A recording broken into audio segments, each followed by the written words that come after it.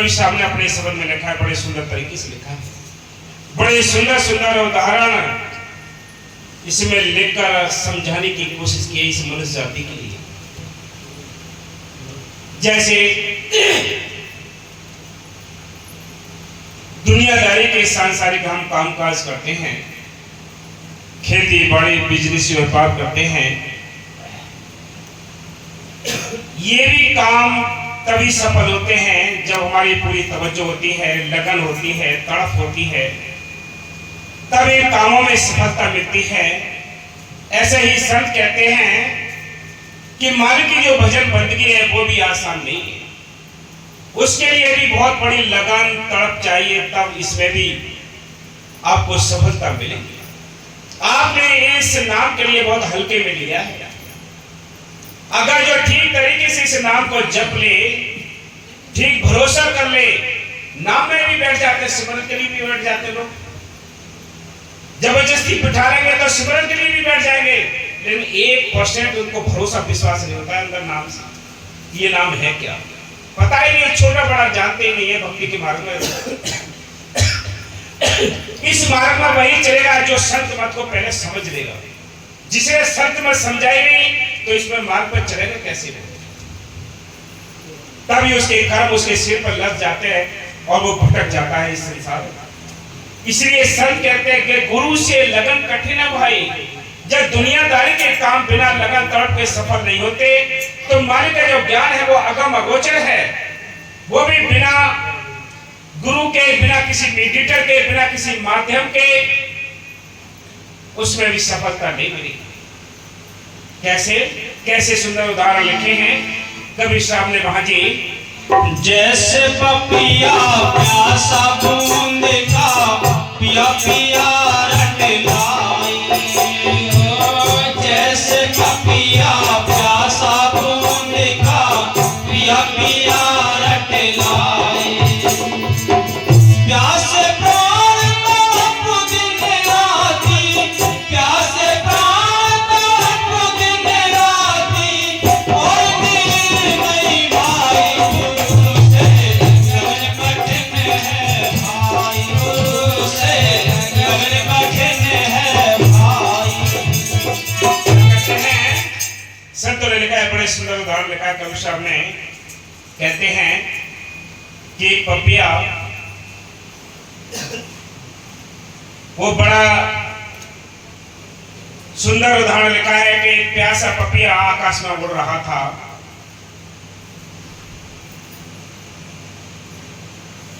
पानी से व्याकुल था, बेचैनी थी। किसी बेरहम शिकारी ने उसको तीर मारा, तीर लगते ही वो घायल अवस्था में गंगा की धार में गिर पड़ा। गंगा की धार में गिरते ही उसने अपनी चोंच को बंद कर लिया। जब चोंच को बंद कर लिया उसने सोचा कहीं ऐसा ना हो ये गंगा का एक बूंद भी मेरे चोंच में चली गई तो मेरा प्राण टूट जाएगा। कोई ये नहीं कहेगा कि पपिया स्वाति बूंद से ही प्यास बुझाता है। ये सोचते हुए उसने अपने प्राणों को त्याग दिया, लेकिन गंगा का पानी नहीं पिया। ऐसी हालत को देखकर कबीर साहब ने बड़े सुंदर तरीके से लिखा है कि पड़ा पपैया सुरसरी लगा विदिता बाण, मुख मुदे सुरत गगन में निकस गयो प्राण, पपिये का पण देखकर धीरज रहे नरंच, मरते दम जल में पड़ा तौन बुढ़ी चंच। के प्राण छोड़ दिए, जान निकाल दिए, लेकिन पानी एक बूंद अपनी चोंच में नहीं जाने दिया। ऐसा ही प्राण अगर हमारे अंदर है, हमारी हालत क्या है? जरा वो कोई नुकसान होता है, जरा वो कोई बीमारी आती है, जरा कोई अपमान होता है, छोड़ दिया नाम, छोड़ दिए संत मत। ये प्यार नहीं है, ये विश्वास नहीं है, ये आस्था नहीं है। आस्था तब वो है कितनी परिस्थितियां हो, कितनी विपरीत परिस्थितियां हो, लेकिन हमारे कदम आगे बढ़ते रहे, ये इसका प्यार है। ये प्यार है। इसलिए संत कहते हैं प्यार प्यार तो सब कहते हैं, लेकिन प्यार निभाना बड़ा मुश्किल होता है। जिसको ये लगन लग गई जिसको मालिक की मेहर से, जिसने अपने अंदर भरोसा विश्वास कर लिया, आज तक लगा ली, वो पार हो गए। बाकी सब इस नाव में बैठे बैठे भी डूबते रहे। हाँ जी।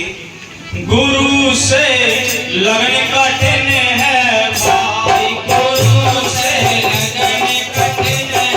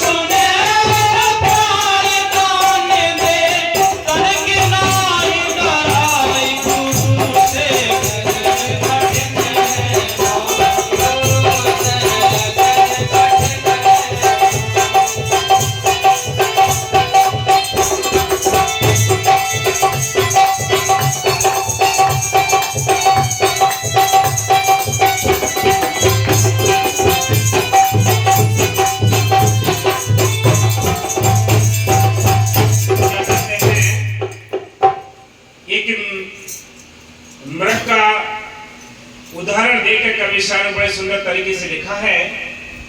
क्या कहते हैं कि जैसे मृगा शब्द स्नेही शब्द सुनन को जाई,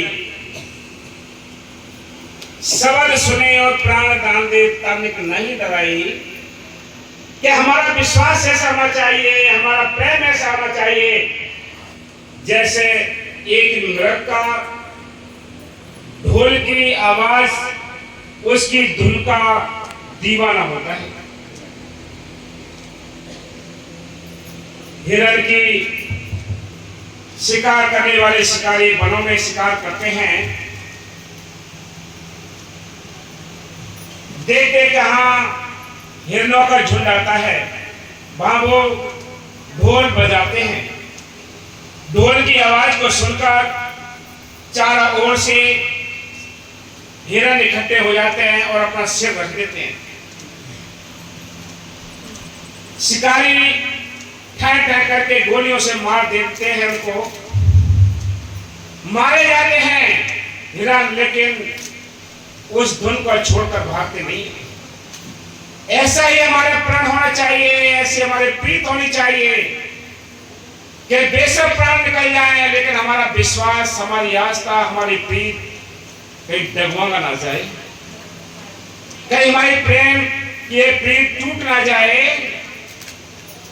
इसलिए संत कहते हैं ऐसे ही प्रेम होना चाहिए मालिक के साथ, संत मत के साथ। हाँ जी। जैसे मृग शब्द स्नेही शब्द सुनने को जाए,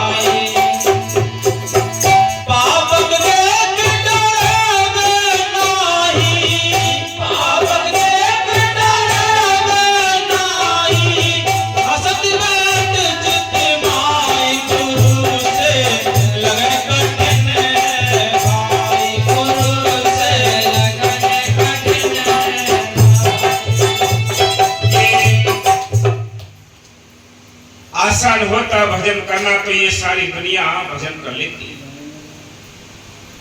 बड़ा कठिन मार्ग है।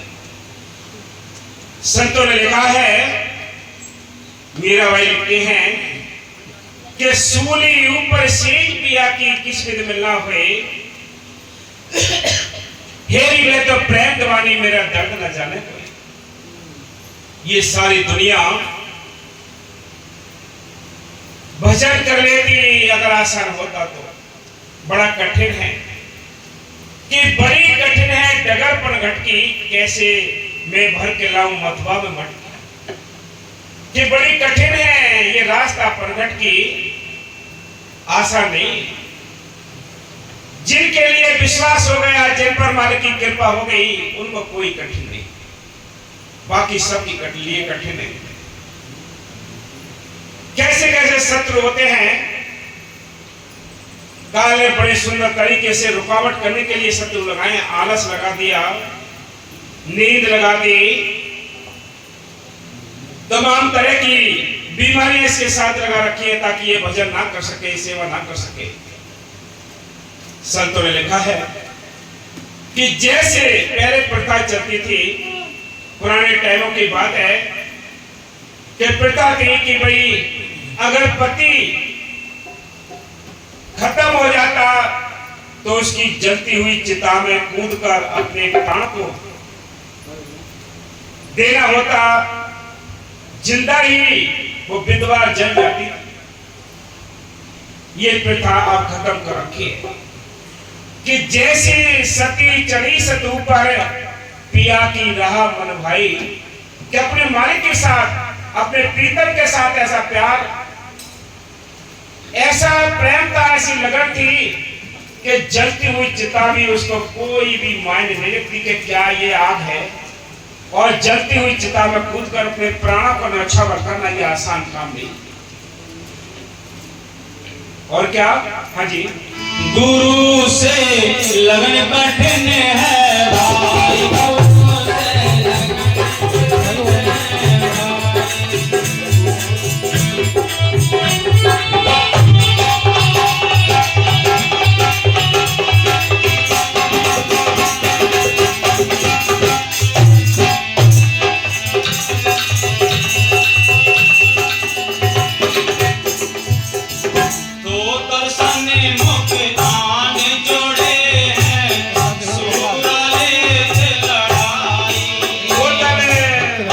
सन्मुख आन लड़े हैं। जैसे हिंदुस्तान पाकिस्तान में लड़ाई होती हो, आमने सामने से फौजी गोलियां चलाते हो, बम फटते हो, लाशें गिरते हो, फौजी मरते हो। ऐसे में कोई कायर होता है, कमजोर दिल वाला फौजी भाग जाता है, उसको भगोड़ा घोषित कर देते हैं। देश हारे चाहे जीते, देश हारे चाहे जीते, जो लड़ते लड़ते वीर गति को प्राप्त हो जाता है, उसके परिवार के लिए कितना सम्मान, कितना पैसा, उसके नाम से कितने रोड बनाए जाते हैं, स्मारक बनाए जाते हैं। जो अपने लड़ते देश के लिए लड़ते लड़ते वीर गति को प्राप्त हो गया, ऐसे ही ये भक्ति का मैदान भी जंग का मैदान है। आप इसमें भी एक फौजी की तरह लड़ते रहो, सचेत रहो। तभी तो संतों ने लिखा है कि बन जाओ भाई वीर लड़ाका, जमने मार जीत जाओ युद्ध में, फिर खिलो ज्ञान झड़ाका। कि जब तुम जम को मार दोगे, काल को मार दोगे, सारी इंद्रियों पर कब्जा कर लोगे, काम क्रोध लोभ अहंकार पर कब्जा कर लोगे, फिर तो ज्ञान झड़ाका है। कहीं चले जाओ कोई भी नहीं रोकेगा। इसलिए संत कहते हैं ये मौका है, इस मौके का फायदा उठाओ। क्या दो दल सन्मुख आन जोड़े